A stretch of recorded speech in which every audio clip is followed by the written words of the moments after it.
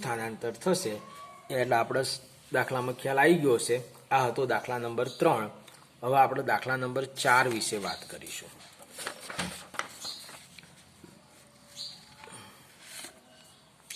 ચોથો જે દાખલો છે એ આ પ્રમાણે છે, સદિશ એ બરાબર સદિશ બી વત્તા સદિશ સી છે, તો સદિશ એનું માન ઇઝ ઇક્વલ ટુ સદિશ બીનું માન વત્તા સદિશ સીનું માન સત્ય છે। પ્રશ્ન કરેલો છે આપણને, શું આ સત્ય છે? ચકાસણી કરવાની છે, જવાબમાં સમર્થન કરો। તો આપણને આપેલું છે શું, તો કે સદિશ એ ઇઝ ઇક્વલ ટુ સદિશ બી વત્તા સદિશ સી। હવે અહીંયા આગળ સદિશ એના માનનો વર્ગ કરો, સદિશ એના માનનો વર્ગ બરાબર સદિશ બી વત્તા સદિશ સીના માનનો વર્ગ। હવે બી વત્તા સીના માનનો વર્ગ એટલે બીનો વર્ગ વત્તા સદિશ સીનો વર્ગ વત્તા 2b ડોટ સી। હવે અહીંયા આગળ આના બરાબર હતો સદિશ એના માનનો વર્ગ, એટલે સદિશ એના માનનો વર્ગ બરાબર સદિશ બીના માનનો વર્ગ વત્તા સદિશ સીના માનનો વર્ગ વત્તા 2 બીનું માન ગુણ્યા સીનું માન ગુણ્યા કોસ થીટા। આપણે એક્સ ડોટ વાય બરાબર એક્સ વાય કોસ થીટા એવું આપણે જોયેલું છે એટલે એવું એપ્લાય કર્યું। હવે અહીંયા આગળ થીટા ઉપર બધો આધાર છે। થીટા એ શું છે, તો કે બી અને સી વચ્ચેનો ખૂણો છે। જો થીટા 0 હોય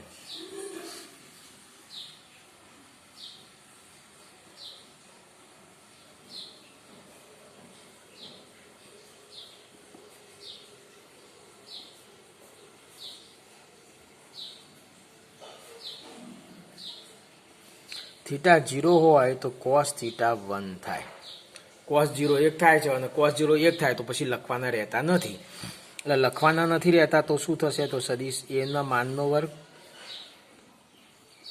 આ પ્રમાણે થશે ને, સદિશ સીના માનનો વર્ગ વત્તા 2 સદિશ બીનું માન ગુણ્યા સદિશ સીનું માન, એટલે આ પૂર્ણ વર્ગ પદાવલી બની। તો આના બરાબર લખાશે સદિશ એના માનનો વર્ગ ઇઝ ઇક્વલ ટુ સદિશ બીનું માન વત્તા સદિશ સીનું માન આનો વર્ગ, બંને બાજુ વર્ગ કેન્સલ થાય તો સદિશ એનું માન બરાબર સદિશ બીનું માન વત્તા સદિશ સીનું માન।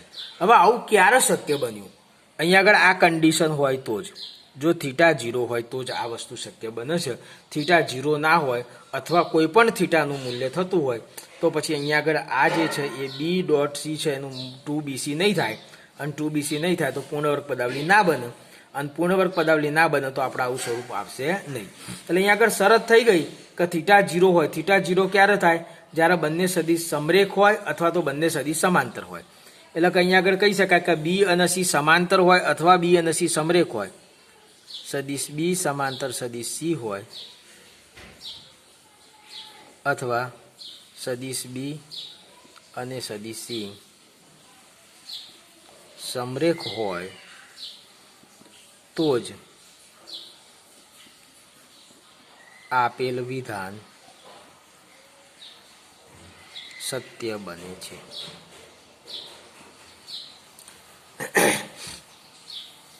એટલે અહીંયા આગળ એ બી સી જો સમાંતર હોય અથવા સમરેખ હોય તો જ આ વિધાન સત્ય બને છે। બાકી જો ત્રિકોણની બાજુઓ હોય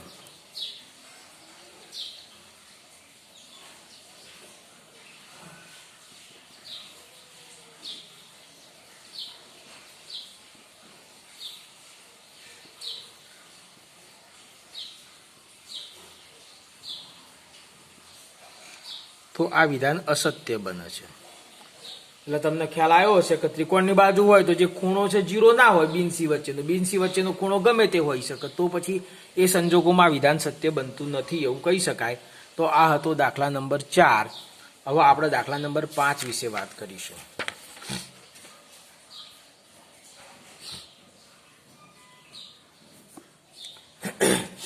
પાંચમા દાખલાની રકમ આ પ્રમાણે છે, x ના જે મૂલ્ય માટે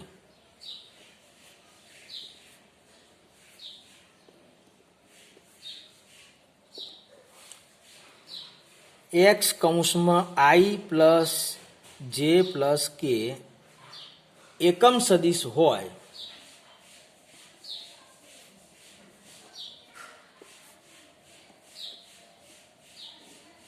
તે મૂલ્ય શોધો.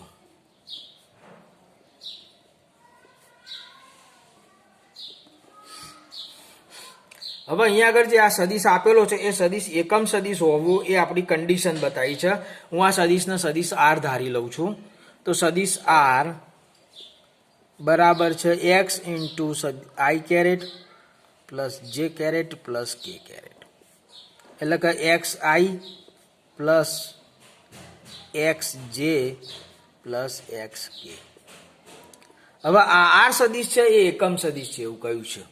તો સદિશ આર એકમ સદિશ છે.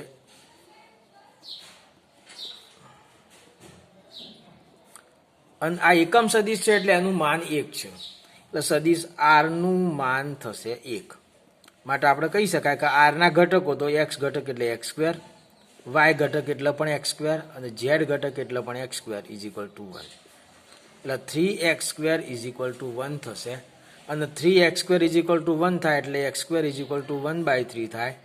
માટે x is equal to plus or minus 1/√3 થશે. આ હતો આપણો દાખલા નંબર 5. હવે આપણે વાત કરીશું દાખલા નંબર 6 વિશે. છઠ્ઠો દાખલો આ પ્રમાણે છે. દાખલા નંબર 6 એની અંદર કહ્યું છે કે જે સદિશનું માન 5 એકમ હોય,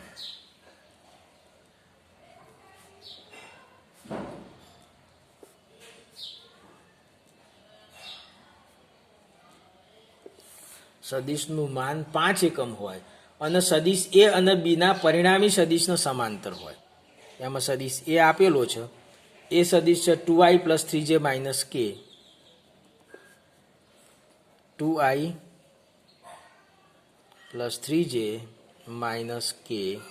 અને બી સદિશ આપેલો છે, બી સદિશ છે i માઇનસ 2j માઇનસ કે.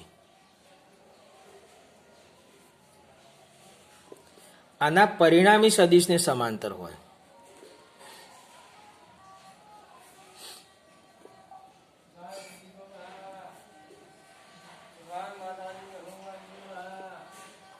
આના પરિણામી સદિશને સમાંતર હોય.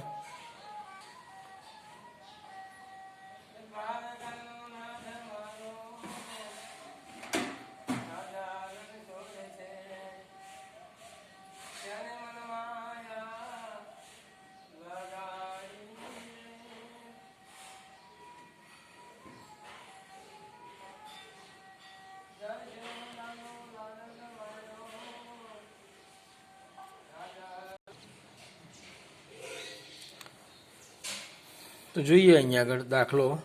સદિશનું માન 5 એકમ હોય અને સદિશ એ અને બીના પરિણામી સદિશને સમાંતર હોય. એટલે સદિશ એ અને સદિશ બીનું પરિણામી સદિશ શોધવાનો. એની દિશામાં એકમ સદિશ શોધી એને 5 વડે ગુણીએ એટલે 5 માનવાળો સદિશ આપણને મળી જાય. તો સદિશ એ અને સદિશ બીનો પરિણામી સદિશ આપણે વિચારીએ તો સદિશ એ અને સદિશ બીનો પરિણામી સદિશ સી લઈએ છીએ. સદિશ સી ઇઝ ઇક્વલ ટુ સદિશ એ પ્લસ સદિશ બી.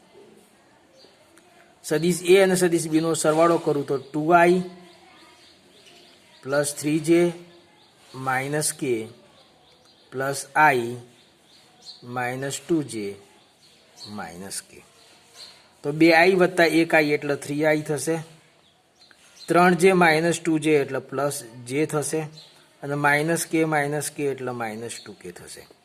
એટલે અહીંયા આગળ સદિશ સી ની દિશામાં 5 માનવાળો સદિશ શોધવાનો છે. તો આપણે લઈશું શું? સદિશ સી ની દિશામાં એકમ સદિશ.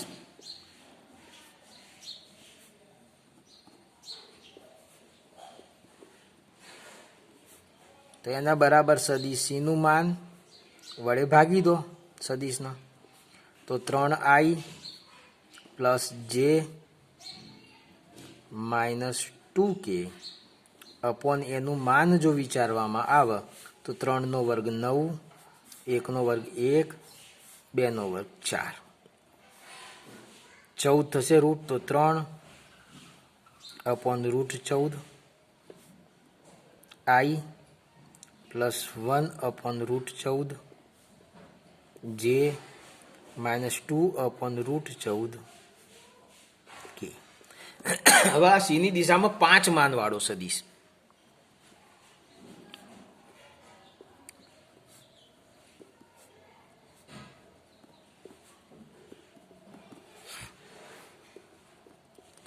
સી ની દિશામાં 5 માનવાળો સદિશ આપણે વિચારીએ તો 5 ગુણ્યા સદિશ સી નો એકમ સદિશ થશે ને.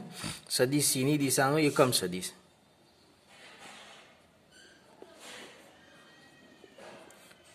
તો અહીંયા આગળ 5 ગુણ્યા જે સી ની દિશામાં એકમ સદિશ આવ્યો તો એ લઈ લઈશું.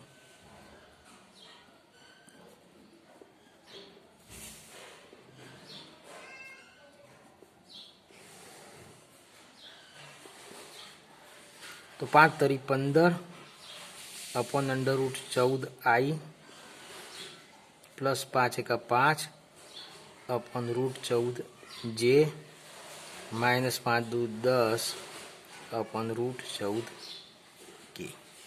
આ થશે આપણો જવાબ. તો આપણને અહીંયા આગળ ખ્યાલ આવી ગયો છે. 3/√14.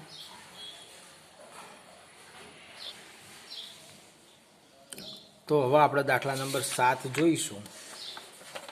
7મો દાખલો આ પ્રમાણે છે. 7મા દાખલામાં આપણને સદિશ a b અને c આપેલા છે અને 2a - b + 3c ને સમાંતર એકમ સદિશ શોધવો છે. તો સદિશ a આપણને આપેલો છે i + j + k. સદિશ b આપેલો છે 2i - j + 3k અને સદિશ c આપેલો છે i - 2j + k.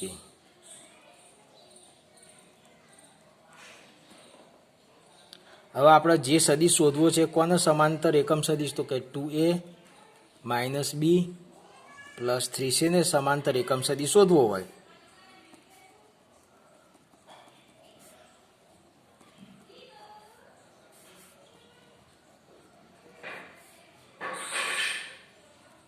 તો આપણે સૌથી પહેલાં તો 2a - b + 3c સદિશ શોધીશું.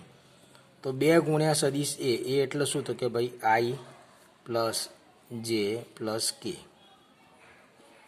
માઇનસ b એટલે શું થશે તો 2i - j + 3k plus 3c 3 ગુણ્યા સદિશ c એટલે i - 2j + k.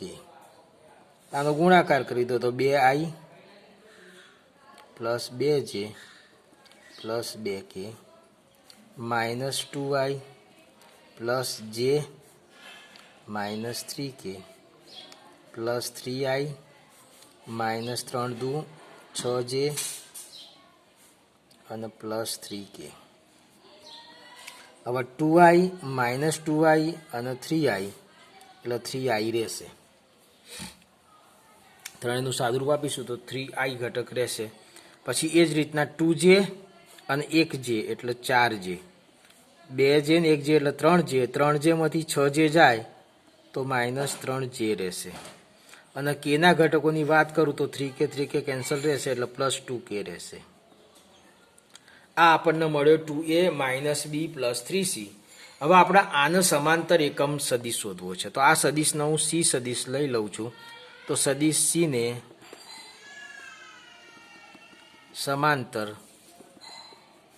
એકમ સદિશ એટલે સદિશ c ભાગ્યા સદિશ c નું માન.